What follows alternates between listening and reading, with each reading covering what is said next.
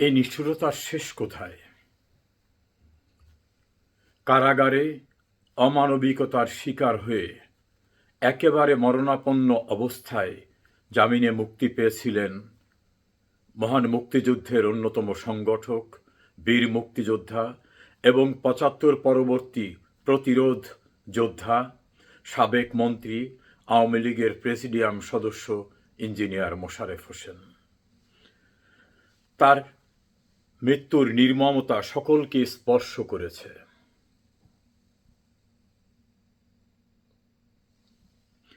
আপনাদের নিশ্চয়ই খেয়াল আছে, এর পূর্বে মুক্তিযুদ্ধের আর এক সংগঠক, বীর মুক্তিযোদ্ধা, সাবেক মন্ত্রী, অত্যন্ত প্রবীণ রাজনীতিক রমেশচন্দ্র সেনকে গ্রেপ্তার করে কিভাবে তার হাত দড়ি দিয়ে বাঁধা হয়েছিল।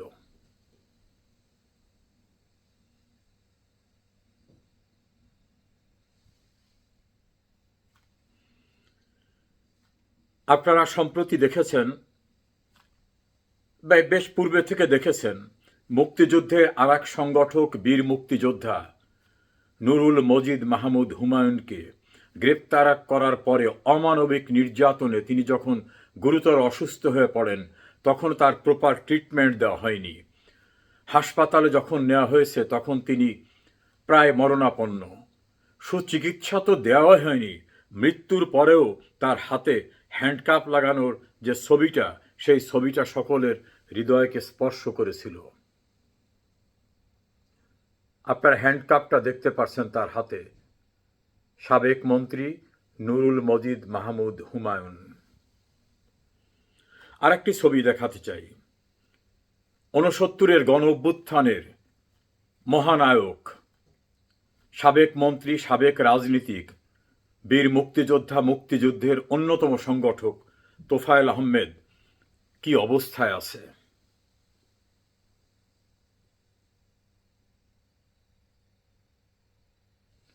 তার স্ত্রী চলে গেছেন স্মৃতিশক্তিহারা। আর একটা ছবি আজ সামনে ভেসে উঠল, গুরুতর অসুস্থ অবস্থায় আর এক রাজনীতিক, অ্যাডভোকেট ইউসুফ হোসেন হুমায়ুন। এরকম অসংখ্য ছবি আছে।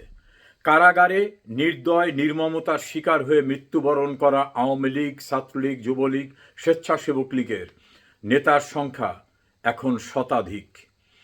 কোন বগুড়া কারাগারে তো একের পর এক, এরকম অনেক জায়গাতেই। কারাগারের ভিতরে থাকা অ্যাডভোকেট কামরুল ইসলাম, সাবেক মন্ত্রী, দুরারোগ্য ব্যাধিতে আক্রান্ত, এখন আর চলতে পারেন না, ক্রাসেও ভর করে চলতে পারেন না। মুক্তিযুদ্ধের অন্যতম সংগঠক, ৯০-এর কাছাকাছি বয়স, আমির হোসেন আমু, সুচিকিৎসা পাচ্ছেন না জামিন। সাবেক মন্ত্রী ডাক্তার দীপুমণি গুরুতর অসুস্থ।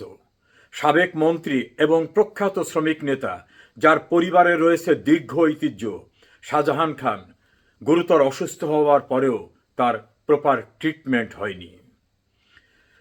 বাংলাদেশের রাজনীতির উজ্জ্বল জ্যোতিষ্কসম রাশেদ খান মেনন, ৯০-এর কোঠায় যার বয়স, তিনি জামিন পাচ্ছেন না।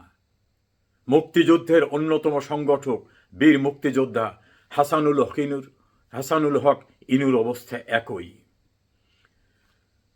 অবসরপ্রাপ্ত বিচারপতি AHM শামসুদ্দিন চৌধুরী, প্রখ্যাত সাংবাদিক শাহরিয়ার কবির, মুক্তিযোদ্ধা সাবেক ছাত্রনেতা কামাল আহমেদ মজুমদার, সাবেক মন্ত্রী জনাব আব্দুর রাজ্জাক সহ অসংখ্য নেতৃবৃন্দ কারা অভ্যন্তরে নির্মমতার শিকার হচ্ছেন।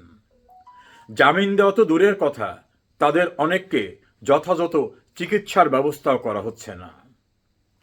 সাবেক আইনমন্ত্রী আনিসুল হক কোর্ট প্রাঙ্গণে আক্রান্ত হয়েছেন মবের দ্বারা। একই অবস্থা বিশ্ববিখ্যাত সিঙ্গার, সাবেক একাধিকবারে নির্বাচিত MP মমতাজের ক্ষেত্রে। কেউ নিরাপদে নেই।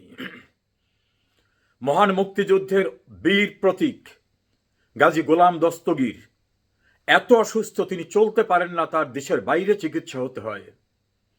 তার গাজী টায়ার পুড়িয়ে দিয়ে সেখানে শত শত লোককে পুড়িয়ে মারার পরেও কোনো ব্যবস্থা হয়নি। আর এই মহান মুক্তিযুদ্ধের বীর সিপাহসালার গাজী গোলাম দস্তগীর বীর প্রতীক কারা অভ্যন্তরে খুবই দুরবস্থার ভিতরে আছেন। আমার নিজ জেলা পিরোজপুরের ইন্দুরকানী উপজেলা আওয়ামী লীগের সাবেক সভাপতি, সাবেক উপজেলা চেয়ারম্যান, আইনজীবী মতিউর রহমানের জামিন জুটছে না। ছাত্রলীগ, যুবলীগ, কৃষক লীগ, স্বেচ্ছাসেবক লীগ, মহিলা আওয়ামী লীগের অসংখ্য নেতাকর্মীর একই অবস্থা। সাবেক প্রধান বিচারপতি ABM খায়রুল হক, সাবেক মন্ত্রী নুরুল ইসলাম সুজন, সাবেক মন্ত্রী মাহবুব আলী, সাবেক সিটি মেয়র আইভি রহমানের জামিন হলেও তাদের মুক্তি মিলছে না। সংস্কৃতি অঙ্গনের বাংলাদেশের সর্বজন স্বীকৃত জনপ্রিয় আসাদুজ্জামান নূর, তিনি মুক্তি পাচ্ছেন না। প্রখ্যাত সাংবাদিক শ্যামল দত্ত, একেবারে নির্ভেজাল পেশাদার সাংবাদিক, মুক্তি পাচ্ছেন না। ফারজানা রূপা, শাকিল আহমেদ, প্রখ্যাত সাংবাদিক মোজাম্মেল বাবু, কারোই মুক্তি জুটছে না, চিকিৎসাও হচ্ছে না। কারাগারের ক্যাপাসিটি, বন্দি ধারণ ক্ষমতা 46,000। আমাদের কাছে প্রাপ্ত তথ্য অনুযায়ী 2 লাখের উপরে কারাগারে বন্দী রয়েছে, যার অধিকাংশই রাজনৈতিক উদ্দেশ্যে গ্রেপ্তার হওয়া। আর যারা ভয়ঙ্কর জঙ্গি অপরাধী, তাদেরকে দেধারসে ছেড়ে দেওয়া হয়েছে কারাগারের গেট খুলে ভেঙে বিভিন্নভাবে। বিচার হচ্ছে না, জামিন দেওয়া হচ্ছে না। একের পর এক ইঞ্জিনিয়ার মোশাররফ হোসেনের মতো, নুরুল মজিদ মাহমুদ হুমায়ুন, রমেশ চন্দ্র সেনের মতো অনেকের লাশ নিতে হচ্ছে কারাগারের গেট থেকে। এই নিষ্ঠুরতা, এই বর্বরতার শেষ কোথায়? কোনো কিছুই কিন্তু আনপেইড যায় না। এই নির্মমতা যত দীর্ঘস্থায়ী হবে, এর কনসিকুয়েন্স কিন্তু তত বেদনাদায়ক হবে। আমি আশা করব রাজনৈতিক উদ্দেশ্য প্রণোদিতভাবে বিশ্ব স্বীকৃত বাটপার, টাউট, সন্ত্রাসী, সুদখোর ইউনূসের হাতে গ্রেপ্তারকৃত ব্যক্তিদের মুক্তি দেয়া হোক, বিচার হোক। যদি কেউ অপরাধী হয় তার শাস্তি হবে, কিন্তু বিনা বিচারে এভাবে আটক রাখা একটা মানবাধিকারের পরিপন্থী, আমাদের বিদ্যমান আইনের পরিপন্থী, সুপ্রিম কোর্টের অসংখ্য রায়ের পরিপন্থী। এই নিষ্ঠুরতার অবসান চাই, অন্যথায় এই নিষ্ঠুরতা কিন্তু ইনভাইট করবে আরও নিষ্ঠুরতাকে।